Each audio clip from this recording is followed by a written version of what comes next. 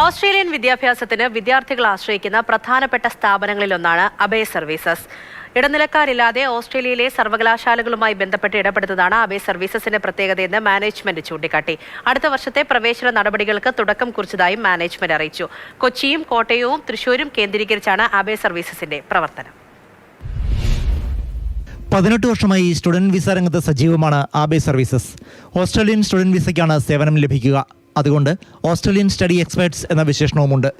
അപേക്ഷാ ഫോം മുതൽ വിസ വരെയുള്ള നടപടികൾ ഡയറക്ടർമാർ നേരിട്ടാണ് പ്രോസസ് ചെയ്യുന്നത്.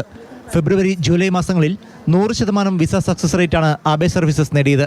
മറ്റ് ഏജന്റുമാരൊന്നുമില്ലാതെ സർവകലാശാലകളുമായി നേരിട്ടാണ് ഇടപാടുകൾ നടത്തുന്നതെന്ന് അബേ സർവീസസ് ഡയറക്ടർമാർ ചൂണ്ടിക്കാട്ടി. ഇത് വിദ്യാർത്ഥികൾക്ക് ഏറ്റവും മികച്ച മാർഗ്ഗനിർദ്ദേശം ഉറപ്പാക്കുന്നുവെന്നും അവർ പറഞ്ഞു.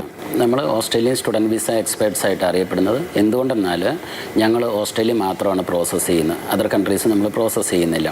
പിന്നെ ആപ്ലിക്കേഷൻ്റെ ആ സ്റ്റേജിലേക്ക് വന്നാൽ ഞങ്ങൾ ചെയ്യുന്നതെന്ന് പറഞ്ഞാൽ ആപ്ലിക്കേഷൻ മുതൽ GS അസസ്മെൻറ്റ്, വിസ ആപ്ലിക്കേഷൻ വരെയും ഡയറക്ടേഴ്സ് തന്നെയാണ് ചെയ്യുന്നത്.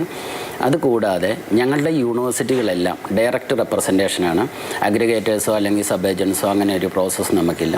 അതുകൊണ്ട് തന്നെ സ്റ്റുഡൻസിന് ഇപ്പം നമ്മുടെ ഓഫീസിലെത്തിക്കഴിഞ്ഞാൽ അല്ലെങ്കിൽ ഞങ്ങളുമായിട്ട് ഒരു പ്രോസസ്സിലേക്ക് വന്നു കഴിഞ്ഞാൽ അവർക്ക് ഡയറക്റ്റ് യൂണിവേഴ്സിറ്റിയിൽ നിന്ന് കിട്ടുന്ന അതേ ഇൻഫർമേഷൻ തന്നെ നമുക്ക് അവർക്ക് വേണ്ടി ഷെയർ ചെയ്യാൻ പറ്റും. അതാണ് അവരുടെ ഏറ്റവും വലിയ അഡ്വാൻറ്റേജ്. പിന്നെ 2025 ഞങ്ങൾക്ക് ഫെബും ജൂലൈയും 100% സക്സസ് റേറ്റ് ആയിരുന്നു, വിസ സക്സസ് റേറ്റ്. 2026 ഓസ്ട്രേലിയൻ വിദ്യാഭ്യാസത്തിനുള്ള പ്രവേശന നടപടികൾക്ക് അബേ സർവീസസ് തുടക്കം കുറിച്ചു.